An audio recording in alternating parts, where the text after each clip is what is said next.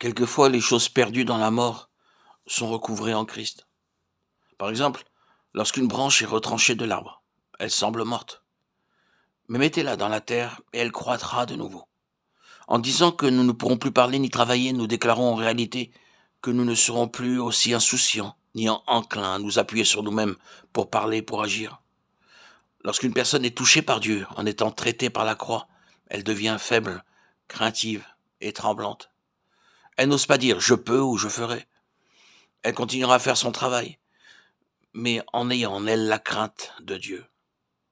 Elle pourrait marcher, mais elle marchera selon Dieu, comme Abraham qui suivait Dieu pas après pas, conservant dans sa vie la marque visible de la croix. Cette personne a été touchée par Dieu. Elle n'est plus la même. Elle porte l'empreinte laissée par la mort. Cela s'appelle résurrection. Aujourd'hui, Dieu communie avec l'homme dans le domaine de la résurrection. Et cette résurrection présuppose la croix. Rien ne peut donc avoir de relation avec Dieu sans passer à travers la mort. Tout ce qui est naturel doit passer par la mort. Dieu ne peut pas et ne voudra pas être en relation avec quelqu'un qui n'est pas mort et ressuscité.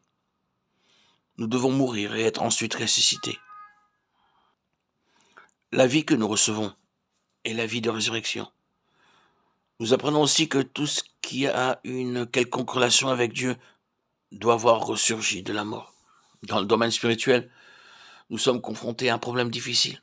En effet, souvent, les gens servent Dieu avec des moyens naturels au lieu de le faire avec des moyens ressuscités. Beaucoup ont du zèle, mais peu ont un zèle ressuscité, un zèle qui est passé à travers la mort et qui est ressuscité. Beaucoup de zèle caractérise la première sorte de personne, mais pas la seconde. Nous remarquons bon nombre de frères qui travaillent avec diligence et avec habileté. Cependant, leur empressement et leur habileté sont de la première espèce, celle qui est naturelle, et non de la deuxième, car ils ne sont pas passés par la mort. Nous ne pouvons pas mettre sur le compte de la résurrection tout ce que nous vivons devant Dieu dans la puissance de ces éléments naturels. Quelques-uns demanderont qu'est-ce que le corps de Christ ? Le corps de Christ est là où la résurrection de Christ est attestée. En d'autres termes, tout ce qui n'est pas de la résurrection n'a pas de part, aussi petite soit-elle au corps de Christ.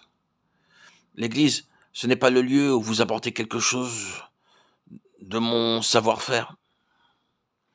L'Église ne s'édifie pas parce que nous apportons chacun, vous et moi, un petit peu de ce qui est naturel.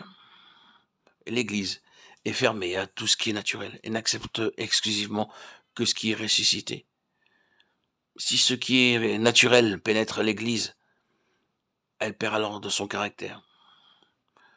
Il ne peut pas y avoir d'éléments qui ne soient autres que ressuscités dans l'Église.